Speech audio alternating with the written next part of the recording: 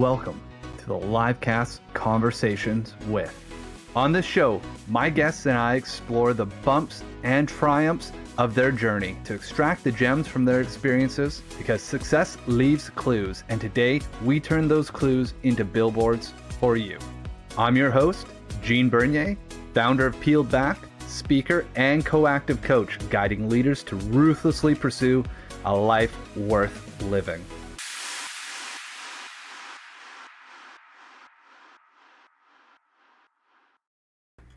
Hey everybody, welcome to episode 104 of Conversations with.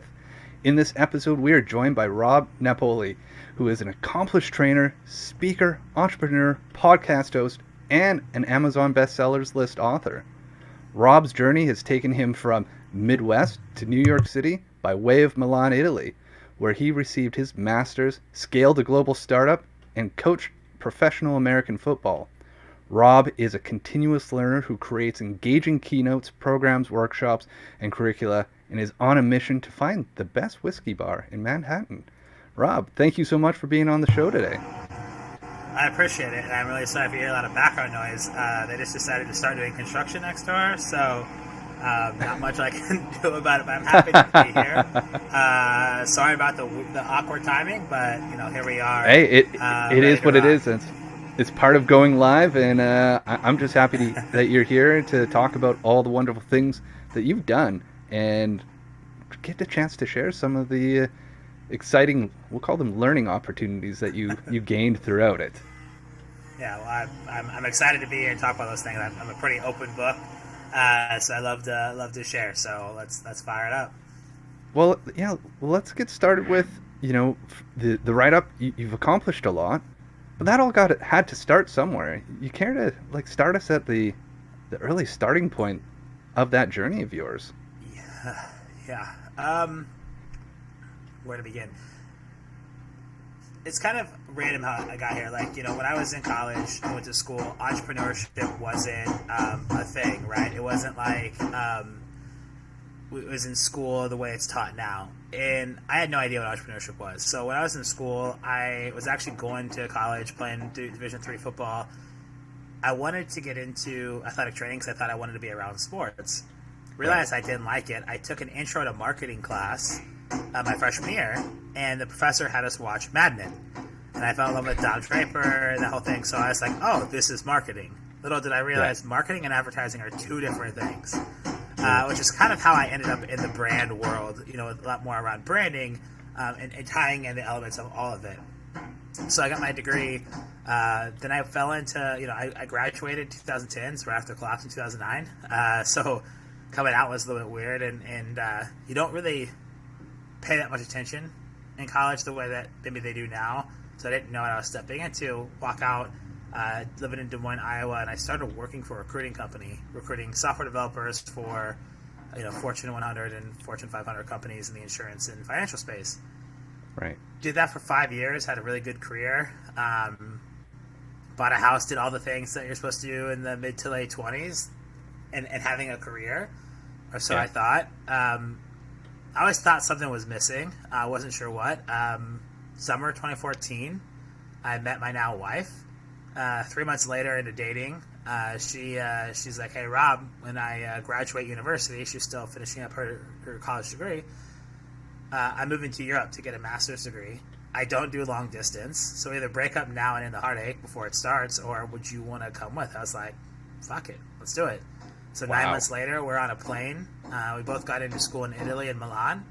So I was on a plane to Milan, and when I got there, I got a master's in marketing, and was coaching professional American football. And I got the awesome opportunity to work for a startup that was a wearable device as head of content and brand, and they were doing some cool stuff in the sports wearable space. They were a startup, and they needed a lot of help them grow and scale. Sold to almost every country in the world that I could legally sell into. Because of that, we were invited to New York City to go through an accelerator program. So they sent me out here because my wife got a job out here. So I went through the accelerator program, did some really cool stuff, and fell in love with the entrepreneurship space. Well, that opportunity didn't fully work out after I moved here. I got into that entrepreneurship community, that accelerator community in New York City, I started coaching while I went to work in a kind of corporate environment. Did a year and a half at the corporate, built a new line of business, did some cool stuff, but realized corporate wasn't for me. Obviously, if you look, it's not exactly a corporate look. Corporate then, needed I decided to start wasn't my own ready for the business in shift. 2018, started my own business, co-founded a company, which was a U.S. go-to-market entry company. We worked with startups from all over the world. Sold that in 2022, and been coaching and working for accelerators ever since. I've spent last 7 years as a business owner, managing teams, training teams. I'm also a corporate contract trainer, so a lot of things. And it, the long and short of it is it just kind of happened. What I think I did, and why some of these accomplishments happen. I have my own podcast. I wrote the book. It's just, I did what felt right. I took risks at the chagrin of my wife sometimes because, financially it's not always easy jumping and starting businesses. But she had faith and trust in me, and I'm big on following my passion, and I love to work when my work is my passion, so I wanted to make that happen. I believe there's two types of people: one who work to live because they have passions outside of work, so work is what drives them to be a parent or play a sport or do travel or do all these things. Or me, I want work and passion to be in full alignment every day, all day, and that's what I chased. And I finally kind of found that, and that's, I think, kind of part of. It sounds great. That story I just gave was a great story arc, but what's not in there is the time I got fired, my ego, my own inability to learn and grow, and things that I struggled with throughout that journey. It wasn't linear by any means. And I love the fact that you started that whole thing is like these things kind of happened along the way, where if anybody's listening that's starting their journey thinking about, I'm in my young 20s, this is going to be just a straight up arc, be like, they're never a straight up arc. It's a meandering path to wherever it is you're going. And part of that is fascinating is your early piece was like you felt something was missing. And it sounds like as you've grown and started to figure that out, you've identified what it means to feel it when you're in presence of it. Yeah. Is that a good understanding of like part of that growth and learning for you? 100%. I was scared to do a lot of the things that I thought I wanted, and there was reasons that I stayed where I did and what I did. But I think the bigger reason why I didn't do the things that I thought I wanted to or maybe could have was because I was scared to make a change. When I met my wife, she opened me up to so many things and opportunities, and I know it's cliche, but when we decided to move to Italy together, like we were talking through that, I was like, this is the girl I'm going to marry. Like I already had a ring. I was already getting a ring built, custom ring built for her to propose at some point. Like it was like bang bang. And this is all when I was 27, and that started this amazing, incredible journey. But I'm now 35, and I feel like I'm just now starting to really get into my passion. I after I sold my company, the reason why I kind of built this Rise Up Coaching, which we can get into, I built this business originally to be like a full-on coaching business platform. Got halfway through and realized I didn't want to do it anymore. And so I switched over 6 months after starting the business to just being a consultant with the goal that I was going to give myself 12 months, take on really cool stuff, whatever I wanted, plus whatever I could get, because there's some times like money. So I could learn what I liked and what I didn't like. And I now feel like I've found kind of like my true tying all this together in passion here at 35. I think the biggest myth is that you should know what you want coming out of college. I mean, you're still young and not know what you want. Yeah. You don't have to know what you want at 20. You don't have to know what you want at 30. You don't have to know what you want at 40 or 50. And hell, who knows? I may redefine my passion in my 8th active life in 5 years. Who knows? But it's the fact that I feel I went from being afraid to not being afraid to take risks. And I think that was a big turning point for me.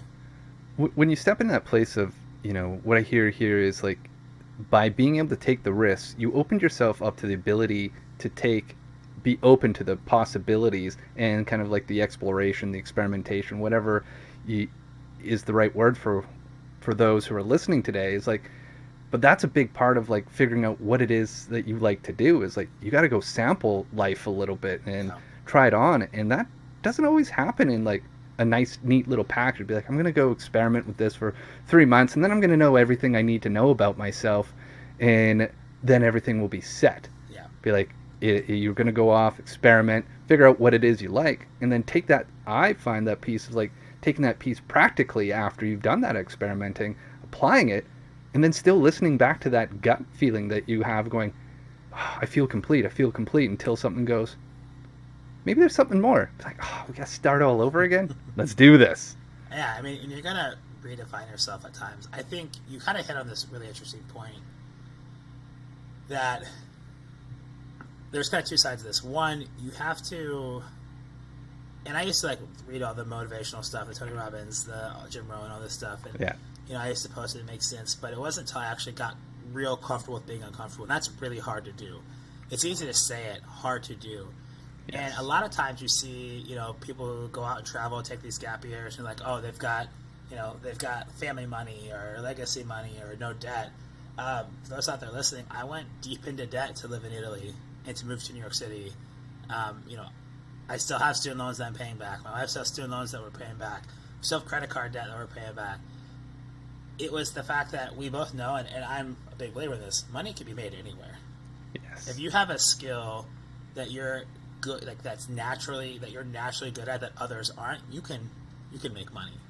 Yeah. And not to mention, I know that we all hear that the market sucks right now. It's a myth. I mean, the tech market sucks right now, but on the whole, the U.S. economy has grown. There's jobs out there.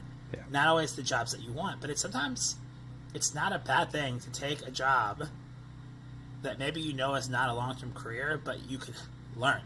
I want to go take this for 12 to 18 months to get this experience so that I can then use the stepping stone.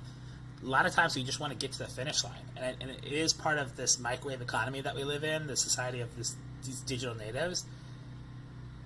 You have to put in the fucking work. Yeah. And you Preach. have to fail. Yes. How can you experience success and joy if you've never felt pain and loss? Well, I 100% agree. It's like you're not going to know the light if you don't have the dark. And to get to the light, you usually have to start at the dark side of it to work your way through to find where your lights are in the night. What does then become your North Star to be able to take you to that next place? And when you're on that journey is how do you get to this place of like, I want to dive into uncomfortableness here in a second, but like, how do you get to this place of accepting going, I'm not there today, but the work that I'm doing is helping me get there, be it maybe paying the rent, maybe I'm learning a skill, maybe I'm learning how to deal with a discomfort of doing something that maybe doesn't light me up, but I'm good enough to do it, makes the money, and I'm also still on my path I can still see my North Star. I mean, and being a solopreneur right now, I'm lucky. I've had some people on my team with Rise Up at different stages, some contractors that come in and help me do certain things, but for the most part, it's me as a solopreneur. Yeah. And it's really easy to second guess myself. It's really easy to doubt myself. I'm a big believer in having a personal board of advisors, people you can call. I have a business coach, I have a therapist, people that I can talk to. Like one's really focused on like the business aspect and the business conversation. The other is more of like tying outside things together. So I have the two kind of veins, and leveraging those experiences, those people in my life that I can talk to, and then it's looking in the mirror and it's sitting down. Like I literally say this, and I was given this advice one time from somebody I met, Sarah Howard, and shout out Sarah if you're at all listening. She challenged me one day to sit down with myself with a cup of coffee and talk to myself about things I was afraid of with my business, and that stuck with me. And it's something that I do on a regular basis. And I'm not good. Like my business coach one time told me to have breakfast by myself in silence for at least 20 minutes, and I said, "Fuck you!" right out the gate. I immediately, not even think it was just an emotional response. Fuck you, no. Yeah. I still haven't gotten past 9 minutes. So even though I do a cup of coffee, but it's having that cup of coffee and having a conversation with yourself for 5-10 minutes. Hey, you're on the path. Hey, this is like, I mean, I've taken contracts that sucked. I've taken some contracts that were boring, that didn't light me up, that were kind of terrible clients, but they paid the bills and opened up the door for the next contract to be something really cool. And you just have to constantly have that conversation with yourself. And also know that, like, again, the paths aren't linear. So not everything you're going to do is awesome. Right. And for everyone out there listening, like, even if they're working a job, and I tell people this all the time, if you want to be, right now, Richards and I did a podcast on my podcast with this. He's amazing, and he said this really eloquently. If you want to get rich, get a good corporate job.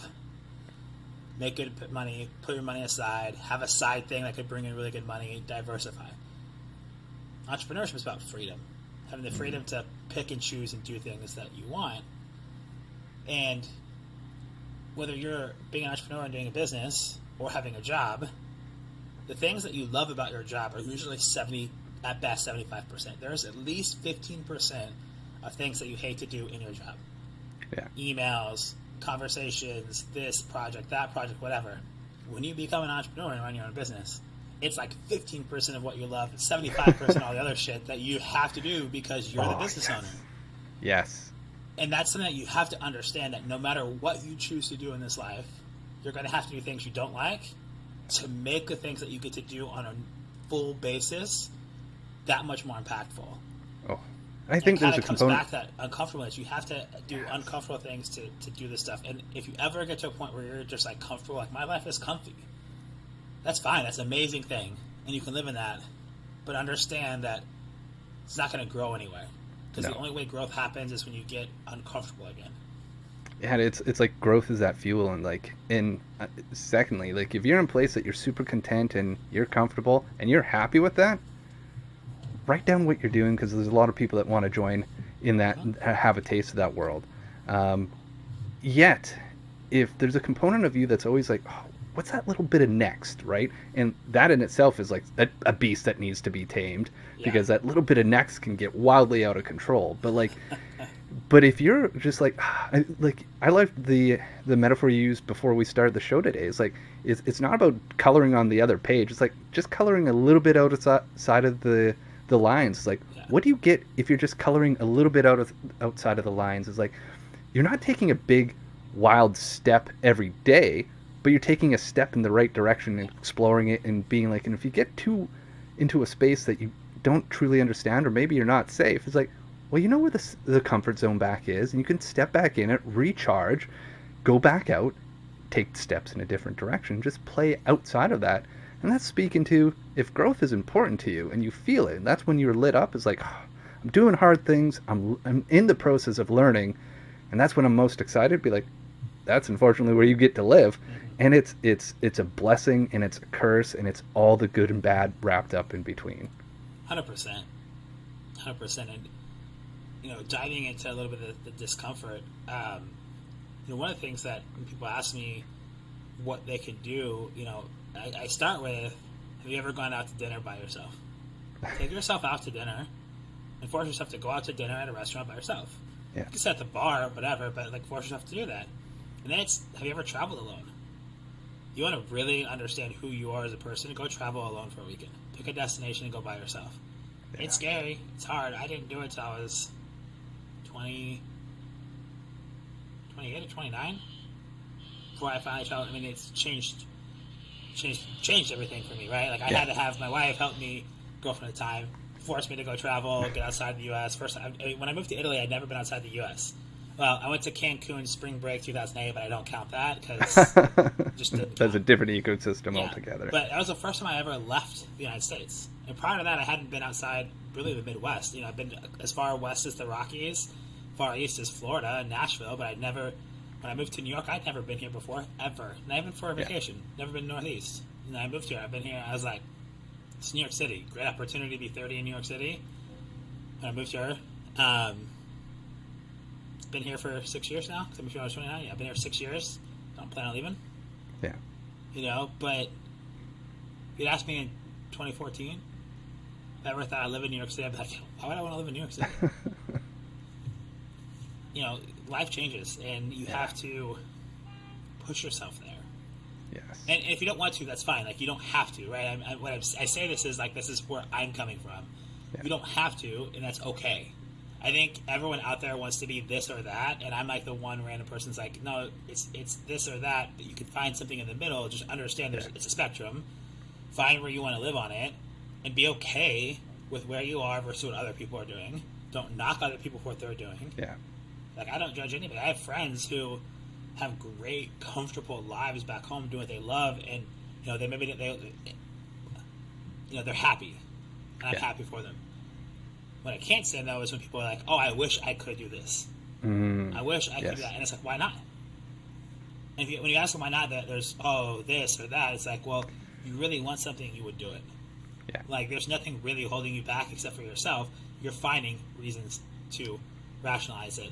And that's what I can't stand, because there's a lot of people out there that wish they could do things when they actually could. It's just a matter if they're too afraid to do it by themselves or rock the boat because of pushback they may get with their significant other, partner, their family, their friends, their work. That's why I get really kind of like, hey, don't tell me you wish you could. Yeah.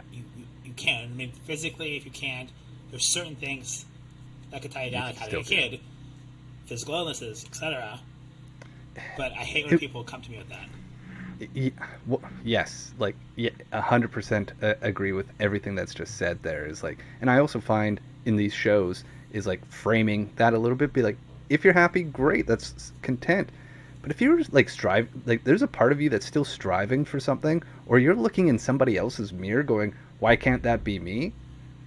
Well, maybe it's time to start having the 20-minute breakfast of solitude, of sitting around and going, asking a better question. It's like, well, why couldn't that be me? Right? It comes down to tone too. It's like, how are you asking yourself that question? Well, why can't that be me versus, why can't that be me? Those two things deliver wildly different answers just from the way that you're going to pose that question to yourself. And getting into that sometimes requires you to go into that place which at first might feel like loneliness, and finding the other side of like solitude is like, what does it mean to be in solitude and asking yourself some really great questions and getting honest with yourself?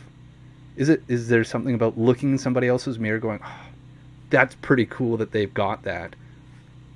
Or is there a place of going, I wish I had that? Or is it pretty cool that they got that, and I wonder how they got there? What was that story? What paths did they have to take? And what pieces of that am I willing to walk? Yeah. 100%. I love that you share that. I mean, it's all about, it's one, asking yourself the question as you said it in the right tone, and then it's two, it's, am I willing to do that or not? And if you're not willing to do it, it's fine. Yeah. But understand that that's a decision. It's not like, I wish I can't, because that's like, no, you made that decision because you're not willing to do the things that you need to do to make that happen. Yeah. And if you can be honest with yourself about that, I mean, this is peeled back conversation. If you can peel that back and be honest with yourself about that, then at least you could be happy with the decisions that you made, and you can find the things and joys in the life that you have. And some of us don't have all of the same opportunities as others, right? There's different communities and marginalized people that don't have the same opportunities. But the fact is, the opportunities are everywhere, and it's about making the most of what you have in front of you. And when I tell people, it's like kind of goal attainment, right? A lot of times, this is why people's New Year's resolutions never stick. Is we pick a goal that's so outlandish. I'm going to do this. I'm going to lose 70 pounds. I'm going to lose 60 pounds. I'm going to make $1 million. You get through 2 months of the year, and like, well, I'm not even close to that. So you give up on it. Versus, you know what, I'm going to lose 5 pounds this month. Hey, I'm going to go close 10 deals this month. Putting that goal marker that you could pick that's shorter, and then framing the goal in the present, not the future. Yeah. When you're struggling with things, talking about this discomfort and peeling back, when you're struggling with things, frame everything in the present. Frame all your goals, all your things that you want to do in the present. And give yourself a timeline of like 30 to 60 days. Yeah. And then that goal marker moves, like a goal in the sand, like a flag in the sand. You move it to the next one, and the next one, and the next one. And as you go along, you're going to realize it's not a straight line. It's going to go over here, you're going to go over here, you might come back. But you're going to end up somewhere different with a lot of lessons and a lot of learning and a lot of clarity. Oh. And those are the things that you need to do. Reframe how you think about it, where you talk about it. Put everything in the present, not future. Because we live in the future. I wish I could do this. I want to do that. And then you never work towards it because life happens. Life is sloppy. It's messy. It's tough. It's loud, and and you never know when it's going to come at you, right? And exactly. I love that whole like moving it just a little bit. It's like the same metaphor. I use a very similar metaphor with my clients. Is like when they're, I want to go. We'll use an example of close $1 million in business. It's like, great. Have you ever done that? Well, no, but wouldn't it be great? It would be. Put it high up on the shelf.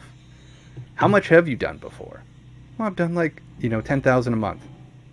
Well, who would you need to be today to figure out how to do 12, 15, and like just keep grabbing the stick. And when you get there, throw it a little bit further and take yourself in those incremental steps towards that big North Star of yours to learn who you need to be today to get to that place. Because I love that the reference of like the future casting is important, but you can't live there. Nothing happens in the future.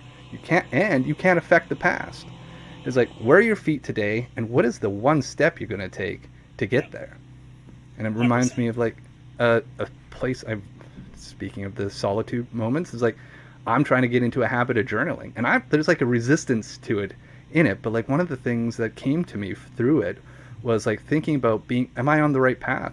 I think that's the totally wrong question. It comes down to now, am I taking the right step? Because whatever path you're on happens to be the right path for the types of steps you're willing to take, and that you're going to take in that moment. 100%. Can I ask you a question about the journaling? Yeah, of course. Yeah. Do you find it useful? To journal? Yeah, to journal. Do you find it useful? Yes. I always have to go, there's a yes and to that. But like when I feel like I'm stuck, or for example, this year when I was working on, revamping my kind of like goals, it's like I actually journaled on it because I felt like blocked on some of them. Like, hey, here's my prompt, and it just set the timer and just be okay with letting my hand write whatever needed to come out from it. And there was a lot of like valuable information that came to it. It also gives me a chance to have that 10 minutes of not judging myself for what I'm thinking or for what I'm writing, because I really do work on just like trust the narrative and my hand to write it out. And I find if I write it out, I get a much different connection to it than if I'm typing it. And I'm sure there's a kinetic reason behind all of that. But like if I'm trusting for whatever comes out on that page is what was meant to come out on that page in the moment, that there might be something of value in it when I go back and review upon that. Yeah. The reason why I asked that, and I love that for you, like I've tried journaling many times. It's not a thing that I like to do. I don't find it very useful for me. Yeah.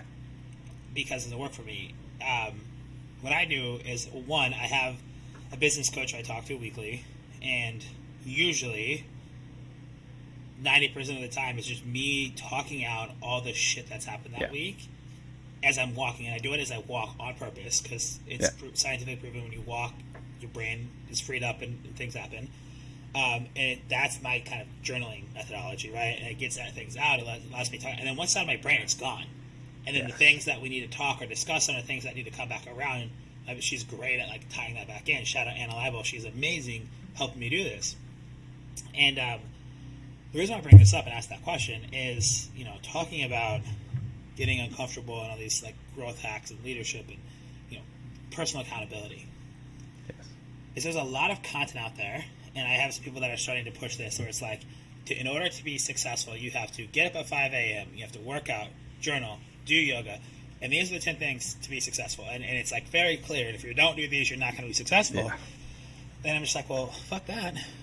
Yes. Look at all the people that are successful that don't believe in that. Yeah. Like, everyone's different. It's okay to have your methodology and share it, and you can coach and teach it, and realizing that you're fighting for your tribe. And this is what I just get so annoyed about people the way we brand is. We brand it in ways that it's an absolute, because that's what sells. And what does is that puts pressure on the industry as a whole, and it puts pressure on what you decide to consume and look at, and it fucks with your brain. And it's like, you need to find what works for you. And many of us need help finding that, right? Yeah. You get a trainer, you go to the gym, at work you have a boss who coaches you, you do all these things, but many of us are afraid to get a coach for our own personal development. Yeah. Which surprises me, because we put so much money into like all these other things to exponentially like increase our experience, but not in our own. And you need to find those things that work for you. What are the one or two things? Is it journaling every day? for me, I take a lot of voice notes when something's stuck.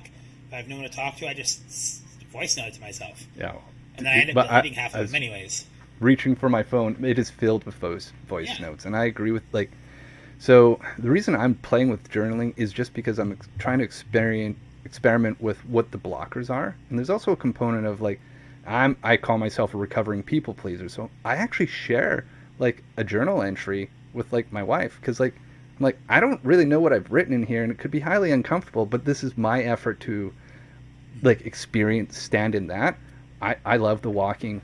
Like I'll go for 45-minute walks and just be like, whatever comes up, hit that voice note, capture it, and put it out. Great reference as well to the coach. Is like my coach as well is like, when they're like, so what's the talk? I'd be like, I don't know yet, and then blah for 15 minutes, and being able to have somebody as that sounding board going, what happened here? What about this? And it's like, now you can refine it once it's out of your head, and you can share it in that non-judgmental way that's like, here's a bunch of raw data, I'm going to put it out there, and then go, okay, cool, shake it out, and what are the pieces that are kind of left over? Yeah, and the reason I brought up the whole journaling thing and use that as a transition is like, I think everyone should have some sort of like methodology of it. Like for me, it's sometimes recording videos of myself, a lot of voice notes. I try to do is I take a 2-mile walk every day. So I start my day, and it's 45 minutes. I can get it done in 40 if I walk fast, right? But in that kind of 2 miles, the idea is like I'm listening to a podcast, consuming some more content, but there's a time when I turn all that off, and I just 10 minutes where it's like, okay, what's in my brain, what do I have to do, and I just say, okay, this is what I need to get done today, this is what I'm struggling with, and I just talk through that for about a 10-minute period of my walk. Yeah. Boom, shut it, and then I finish up on my podcast or my music, and then I get back home, kind of decompress and digest it if I want to listen to it or not. Sometimes it's literally just a list of things I need to do today, and I'll re-listen to it. But the idea behind it is that you start each morning kind of clearing the air with whatever is in your brain, and it doesn't have to be journaling. And that's what I want to get to. It's like whatever works for you. And I love that journaling works for you. I wish I'm just really bad. I have really bad handwriting and really bad writing. I can never read what I wrote. So, and I write like I talk, which makes it really hard because my brain works faster than my hand. And the pen can keep up. So are you in the same boat that you read back going, I had more words that I said than my hand could keep up with? I have ADHD, so like my brain just works on overdrive all the time. Yeah. Hence why I talk fast and everything just comes out so strong. It's like there's so much processing up here on a regular basis. And you know, for my own accountability, I'm a great ideas person. I have a lot of great ideas. Where I struggle is execution. I was talking pre-show about this, right? Today, recording 3 podcasts, delivered 1 workshop, and moderated a panel. That's an amazing day for me because it allows me to just do and do and do. Yeah. Tomorrow I have a big deep work day, and I'm already dreading it because I have to sit down and do things. I'm great at ideas. I'm great at these kind of like very interactive things, but put me down at a keyboard, it gets hard. I love creating content. I love creating workshops. I love creating that stuff. I love program design. But I have to really put barriers around that, really block it out of my calendar, really set my environment, because that's where I struggle. Yeah. And it took me 4 years to understand that about myself. But you know what? We're here. And so now that I understand it, what do I do with it? How do I execute on that? And that's not what I'm learning how to do. Yeah. I think that's powerful. Like I just turned 43 yesterday, and people were asking, "Oh, how is it being 43?" It's like it's no different, but like I'm actually more content and understand myself at 43 than I did at 33, and way more than I did at 23. And now I'm excited for what 53 could be like. How much deeper am I going to know myself, and like know where my superpowers lie, and also know when those like superpowers like turn into some like problems as well. This is like same as you. I love creating. I love ideas, and I could get lost in that all day. And then all of a sudden, it's like, oh, I made like X, Y, and Z commitment of like the execution side. Be like, now I got to go catch up on that. And like learning about where myself is like, I get to do these things as like almost the reward for doing the other stuff. Is like, go do like, it's basic in my mind. I'm like, okay, I got to do leg day first, or so I won't do leg day, and then I can go do all the other fun stuff. Yeah, my mouth writes a lot of cash checks that my body doesn't like to cash. And as a consultant, you're like, well, fuck, now you gotta turn the work and do it. But that's understanding who I am and understanding what I'm good at and how do I leverage that in my role, in my world, in the projects that I get to work on. And it's in that, finding that I've learned to become really, I think, successful with a lot of stuff I've been doing in the last couple of years, because I've understood that about myself.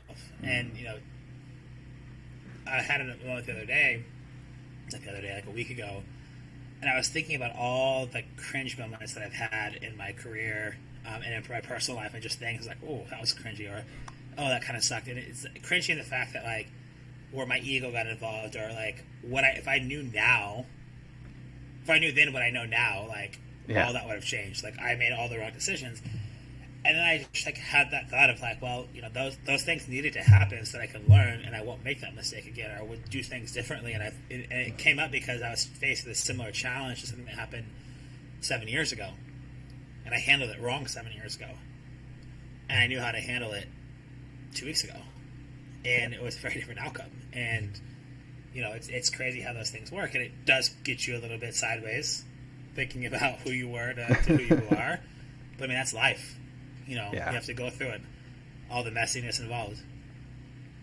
It like ties back to the first part of the conversation. It's like you got to go through that dark to get to the light. And now being able to hold yourself in a place going, same situation, learned it, handled it in a way that you're like, I'm proud of this, versus, oh man, I got some learning to do.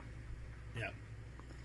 100%. Through all that, Rob, how has the definition of success changed for you, and how that shows up in your life now?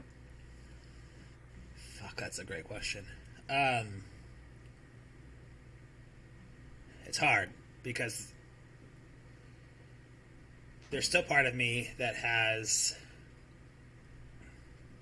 this issue with looking at others and judging myself to them and struggling with that, of what I think I should be success at me looks like. Right. Versus what success actually looks like. I take time to celebrate wins. I take time to really look at what success is, and that is, did I do good work? Did I successfully complete a project? Did I send out a proposal that, got signed immediately? Like, there was no pushback or asking me to change my prices. Like, did I have a good day? It was just little things, right? The definition of success is like, did I do something that gave me joy? And joy doesn't necessarily mean happiness. Yeah. It's a feeling of completion, right? Joy is a lot of things. But did it give me joy? And if the day gave me joy, then it was a successful day. And the things that gave me joy is, did somebody learn something from me? Did I motivate somebody? Did I help somebody? Did I deliver for somebody something that is impacting them or their business? And those things give me joy, then that's how I define success. But I struggle with that definition of success, like, to me on a daily basis, to what, like, I want success to look like at a big picture. And that's something that I still haven't figured out how to balance. But that's me being human. Yeah, and that's that piece of you that's striving for more. And it's interesting that you've reflected like that, the joy and the success on that daily basis, to like that the success of that North Star that you're reaching for. Is like, oh, is there a place within there to be like, success is on the daily basis, and having the North Star that's still out of reach is like, that's also worthy as well. Without, it's going to leave me with an inquiry of like exploring success in the day and success on the long term, and like, how do you use those in a very constructive way? Yeah. I mean, for me, the reason why I have to look at success on a daily basis is I'm a solopreneur. I work from home by myself. Yeah. I don't have a boss or others to congratulate or tell me I did a good job. And I struggle with that because I'm I'm physical touch than words of affirmation, right? But, in the workplace, physical touch, no, words of affirmation, right? Yeah. I need to be affirmed that I did a good job. And a lot of the work I do, as a consultant, you don't get to see or get that on a regular basis. Yeah. So I had to strive to do that myself. Right. My biggest fear is being average. It's my biggest fear. That hits. I And think that's that hard probably because, hits for a lot of people. yeah, but like, what is average, right? So that's a whole other conversation for another day, and I know we're getting close to the time, but Yeah, that's my biggest fear. And so I've the reason why I have success, I figure out this success on a daily basis. I need to find a way to say, what's this day accomplished? Because I could the beautiful thing about my business, if I want to, like you can see my Chiefs Super Bowl flag up there. When the Chiefs won their second one, I took that Monday off. I celebrated. I enjoyed it. I spent the whole day watching content about the game. And while that's amazing freedom I have, the next day I had to work twice as hard because I didn't get paid that Monday. I didn't do anything to get paid for. So I have to know what success looks like on a daily basis for me. And I have to balance that out and make sure that I'm the one that guides that, because I don't have that system or a team or a company around me to do that. Right. And that's why I look at success daily. Well, today you've done an incredible job bringing an immense amount of value to this conversation. So I'm very grateful for that. And you definitely were successful here. And I appreciate that, Gene. You knocked it out of the park. You did a great job. Appreciate well, as I said before we got started, we were going to blow past the 40-minute mark, and we were totally getting into there. And I know you've got other clients that you got to go connect with today. So the last two things is an opportunity to give a little shout out to yourself, where people can connect with you and who are the right ones we can help point your direction. And then we'll have the wrap-up question before we let you go. So the best way to get a hold of me is on my website, www.robnapoli.com. It has links to my Instagram, Twitter, LinkedIn. You can buy my book. You can listen to my podcast. So robnapoli.com is the best place to go. Definitely LinkedIn and Instagram are my two biggest platforms. I'm also on TikTok and YouTube as well as my podcast. I do a video version on YouTube. But yeah, robnapoli.com, best place to get a hold of me. I do a lot of work in branding, building teams, and training on accountability and management. So take a look at the website. If it resonates, we want to have a conversation, it's really easy to get a hold of me. Just let me know you heard me on the show, and happy to have a chat and see and explore what we can make happen. Yeah, definitely check it out as well. Those links are down in the show notes on whatever platform you're watching us on today. So Rob, before I let you go, I'm going to ask the one final question. Rob, what is your personal definition of self-trust?